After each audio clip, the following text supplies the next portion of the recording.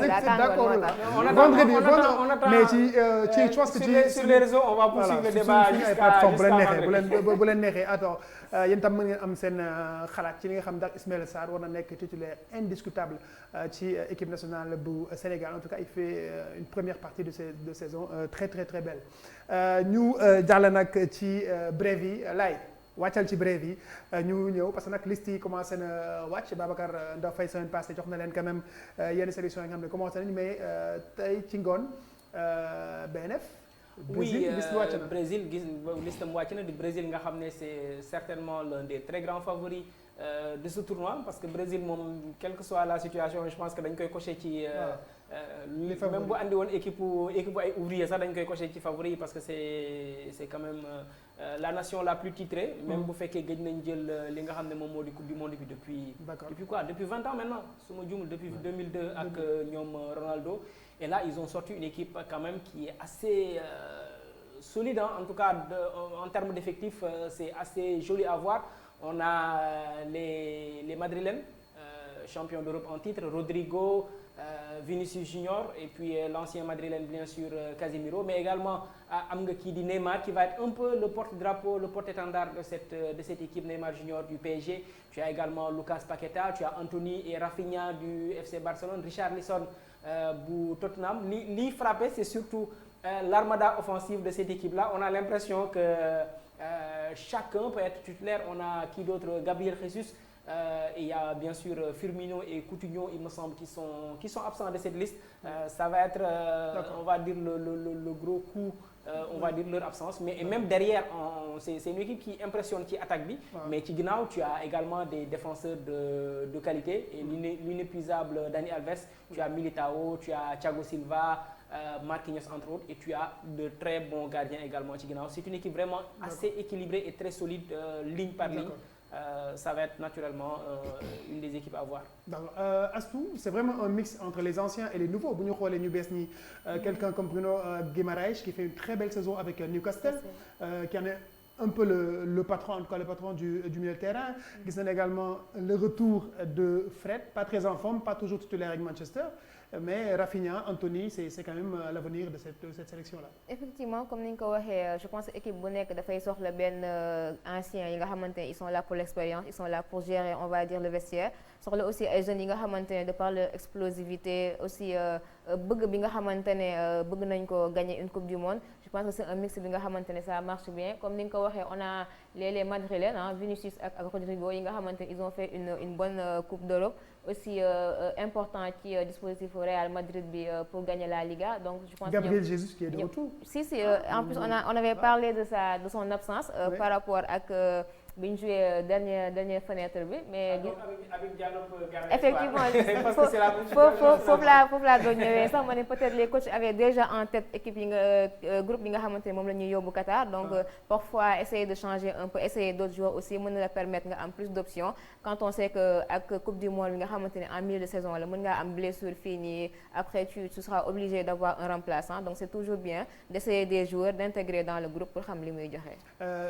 Seydou tiit maa ngi koy gis ci benn interview mu naan da doon ñëw 4 heures du matin des fois sax di xaw a kat ji soxna si parce que tellement il avait des maux de tête parce que il a dû faire des choix extrêmement difficiles et il y a eu des Brésiliens qui méritaient vraiment d'y être mais qui sont pas sur la liste. Bah justement j'imagine parce que en fait c'est ça parfois difficulté yi ni entraîneurs yi di am surtout tu as une large palette de joueurs très talentueux qui sont en forme dans leur club respectif parce que tey quand on te dit qu'il y a pas Firmino et qui actuellement est l'un des meilleurs aides ci li nga xam te ne mooy ci saison bi pour le moment nekkul ci liste bi à son âge voilà ñëwul et à côté on voit des jeunes yoo xam te ne ñooy ñëw surtout Rodrigo man je pense que c'est un jeune boo xamante ne je suis très heureux gis ko pour mu disputer une coupe du monde comme ça boo xamante ne le Brésil c'est quand même l'équipe favorite de cette compétition-là quoi. Et Dani Alves qu'on revoit. Ouais, Dani Alves parce que c'est comme benn bi ñu koy wax l'inévitable Dani Alves parce que gars yi dinañ ci coow ci mais Alves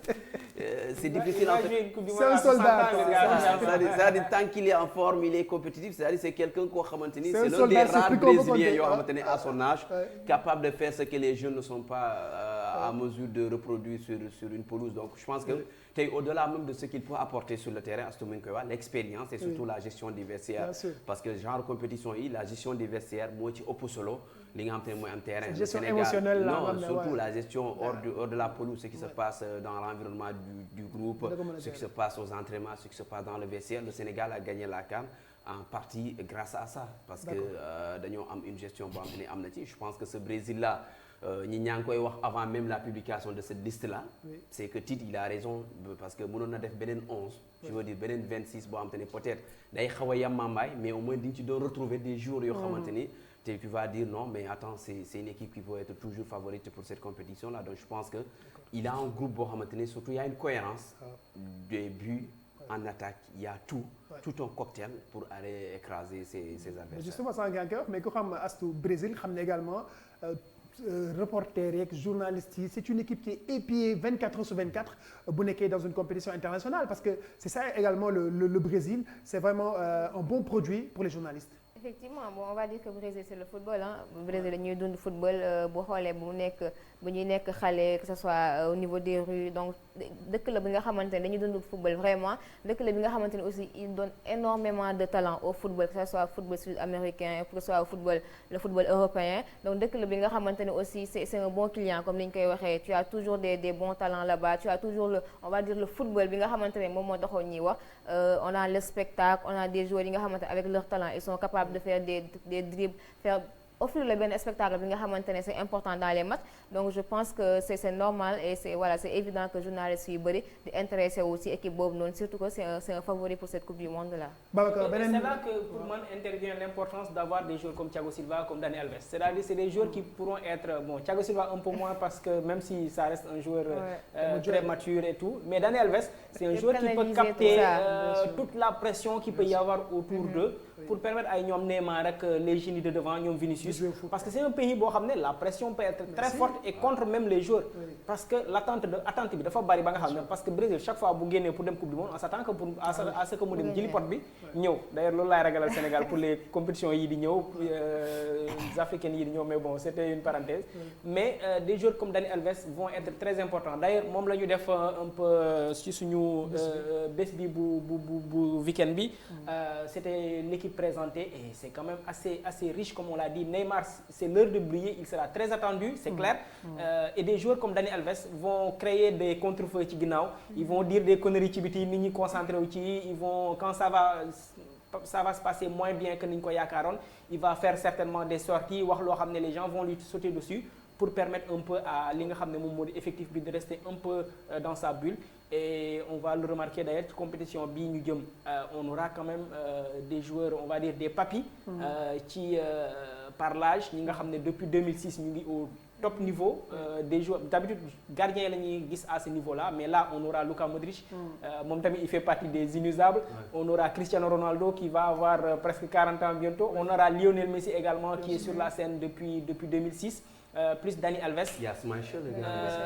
Non je te parlais surtout des joueurs de sens xam nga gardien yi sax d'habitude doon nañu gis des gardiens qui jouaient un peu jusqu'à 40 ans jusqu'à 42 ans mais des joueurs de chance c'est un peu plus rare même s'il y a l'épisode Roger Mila le plus vieux buteur d'une coupe du monde à 38 ans mais là on aura quand même et c'est pas des moindres 3 ballons d'or Modric Messi Ronaldo qui ont tous plus de 36 ans et qui seront présents sur cette scène mondiale. Et surtout l'autre contexte au Brésil, c'est que récemment avec le contexte politique, l'élection, il y a eu sorties des prises de position avec les Neymar. La pression sera très forte sur eux. Ils ont intérêt à avoir ce résultat-là attendu parce que sinon, sérieusement, ça va vraiment tirer à boulet rouge sur cette équipe-là. Donc justement, c'est là où intervient l'expérience de Dani Alves entre autres. Et ils ont vraiment intérêt à ce que ñu bañ a commettre la moindre erreur extra sportive parce que day métti ci ñoom. C'est vrai que Brésil dafa spécial parce qu'on rappelle que ci présidentielle bi ñu génn il y a quelques jours Neymar soutenait Bolsonaro. Lula ne ko xam naa ni wàllu fisc bay tax nga. da ngay bañ a fay di nga fay donc comme quoi le Brésil est un pays à part. léeg-léeg donc c'est un pays à part voilà c'est le Brésil. C'est le pays du football avec toutes tout ce qu'il y a comme fantasme. ñu ngi xaar également mercredi 15h45 GMT Didier Deschamps moom itam day joxe listam. Didier Deschamps day joxe listam mercredi mais moom également on le sait depuis longtemps il y aura beaucoup d'absences par rapport ak groupe bi nga xam ne moom moo gagné woon lii di Coupe du Monde parce qu'il y a les absences quasiment actées, non, je dirais même pas quasiment, officiellement actées de Paul Pogba qui est blessé, de N'Golo Kanté et c'était la paire de double pivot devant la défense. Il y a de grandes chances que Varane soit également absent alors qu'il était un peu le patron de la défense ki mu bokkoon défense bi di c'était qui à l'époque d'ailleurs l'ancien joueur du Barça là. L'anglais. Non. Umtiti voilà Umtiti moom tamit on l'oublie tamit dans le circuit. Ça veut dire quoi? Ça veut dire que un peu le quatuor de joueurs très solide bi permettre à la France d'aller décrocher cette étoile. Ils sont tous sur le carreau et ça va pas être évident à gérer. Et même devant également il y a de gros doutes sur l'état de forme bi nga xam ne moom la Karim Benzema di andi. Et puis il y a également sur les ailes où il y a beaucoup de questions. Donc Didier Deschamps, sa liste sera très attendue mercredi prochain inchallah. Sékou Seydi Didier Deschamps listam ñu ngi koy xaar mais boo deful nag avec beaucoup de fraîcheur, beaucoup de jeunesse. Bon mën na am ay ndaw ñu mel ni ñoom Nkunku mën na am chance Ibrahima Konaté également on en parle un tout petit peu également Randal Kolo Muani de Francfort également ñi ngi wax ni mën na am moom tam chance am ci liste bi. surtout lui pour moi mooy yenn jeunes yi nga xamante ne ñu ngi émerger du côté de la France gis nañu récemment il a eu sa première sélection avec Francfort il fait des performances vraiment incroyables. Gis nañu récemment en Coupe d'Europe il a permis à Francfort de décrocher justement sa qualification. Je pense que équipe là aussi boo xam te ne a connu pas mal de blessés ci li nga xam te ne moom la ñu jëm mi ngi wax léegi Benzema. Mike Maignan il y a Varane également on ne sait pas Pogba nan lay mujjee et tout ça c'est des incertitudes yoo xamante ne dafiy nekk donc ñi ci bëri dañ ci amaat chance yaa ngi wax Nkunku pour moi c'est pas quelqu'un qui attend une chance.